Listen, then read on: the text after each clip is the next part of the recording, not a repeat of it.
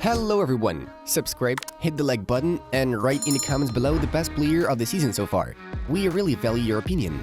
And while you're writing, we proceed to start. Let's get the show on the pitch. Colombian midfielder James Rodriguez has joined Olympiacos. His contract includes a season-long loan. Cristiano Ronaldo scored his first goal both in the Premier League and the Europa League tournament with an accurate penalty kick against Sheriff. Juventus are not gonna release Massimiliano Allegri because of a high redundancy fee. Liverpool are working on a move for Flamengo midfielder João Gomes. The former goalkeeper of Manchester United, Watford, and the national team of England, 39-year-old Ben Foster, decided to retire from football. Man City will try to get Benfica defender Alejandro Grimaldo already in the winter transfer window. Manchester United are set to sign Jan Oblak next season. New contenders for the Shakhtar Donetsk winger Mikhail Mudryk have appeared in the Premier League in the person of Newcastle United. Earlier on, Arsenal were reportedly considering the candidacy of the Ukrainian. Kevin De Bruyne was named the Champions League Player of the Week, ahead of Jamal Musiala, Ferran Hudla, and Kylian Mbappe. During the game against RB Leipzig in the Champions League, Marco Asensio scored his 50th goal for Real Madrid. Carlo Ancelotti commented on Federico Valverde's recent performances. "If he is not able to score more than 10 goals, I'd have to rip up my coach's license," Los Blancos manager joked. Real Madrid have won 8 games in a row since the start of the season. This is the club's best result in the last 54 years. Carlo Ancelotti has reached 100 Champions League wins. Sir Alex Ferguson has 102 victories. These are the only coaches who have reached 3 digits in terms of number of victories. Liverpool head coach Jurgen Klopp is unhappy with the team's newcomer Artur Melo, so the club has already started looking for an opportunity to terminate the loan agreement with Juventus in winter. "People say I don't touch the ball enough, and this and that. But I don't care about that. My dream is to touch the ball 5 times and score 5 goals. That's my biggest dream," Haaland stated. Heirs have announced the appointment of Alan Pardew as their new head coach. Portugal Football Federation has revealed the national team's new shirt. UEFA named the author of the goal of the week in the Champions League.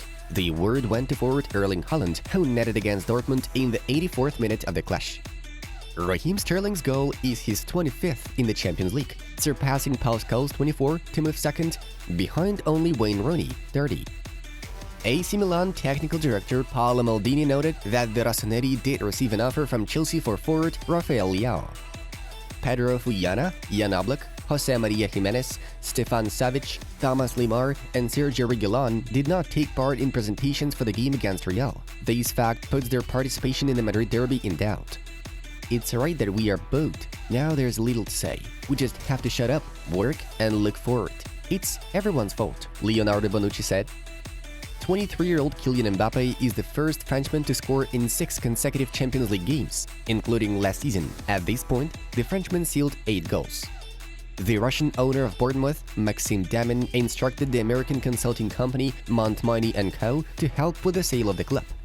"So, in 2009, Wigan got in contact with me just to sign for them, and I was very, very close to sign for Wigan," De Gea told.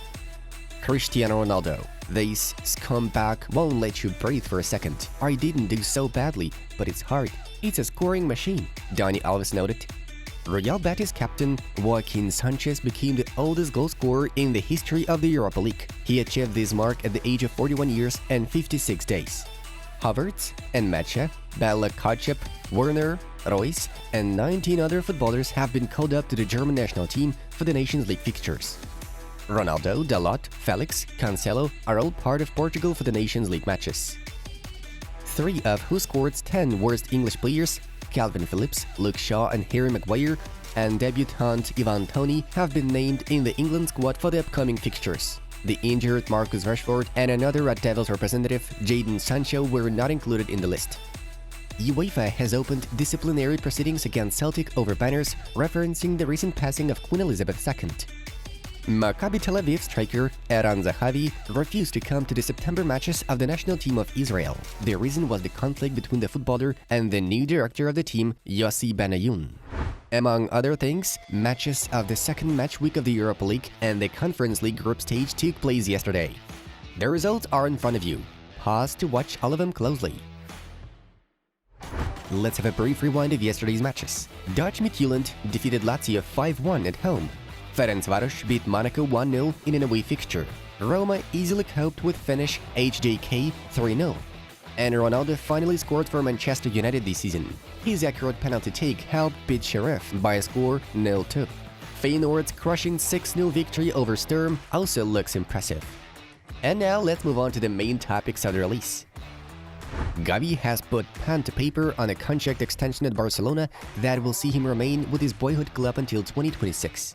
The 18-year-old sensation, who is quickly developing into one of the best all-around midfielders on the planet, also has a €1 billion release clause in his brand new deal. To celebrate GAVI's sequeta moment, Barcelona hosted a contract signing ceremony at Camp Nou on Thursday. And during the event in Catalonia, one fan decided to make the most of the opportunity to meet GAVI face-to-face. While the Barcelona starlet was signing a piece of memorabilia for the person, they decided to hand him a piece of paper, which is believed to have contained their phone number. Check out footage of the moment in question, which has unsurprisingly gone viral on social media. Next up, we have intriguing news from the Sport AS newspaper, which dwells on details from the Barcelona dressing room after the crushing defeat to Bayern.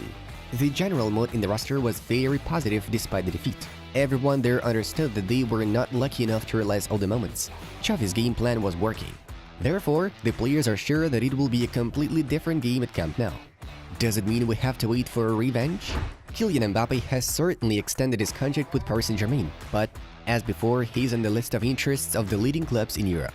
The French forward has become a top transfer target for Manchester United, Chelsea, and Liverpool. It is also claimed that for now, Mbappé intends to stay at Paris Saint-Germain to succeed in the Champions League. The parties agreed that Mbappé would notify the Red Devils of his desire to leave. Little by little, all the details of the contract between Mbappé and Paris Saint-Germain are becoming known. We are to remind you that in May, Kylian signed a new contract until the summer of 2025, but as it turned out, the agreement was signed according to the 2+1 scheme. The latest information from L'Équipe claims that Mbappé and the management of the Parisians have already agreed on them once again sitting down at the negotiating table in January 2024.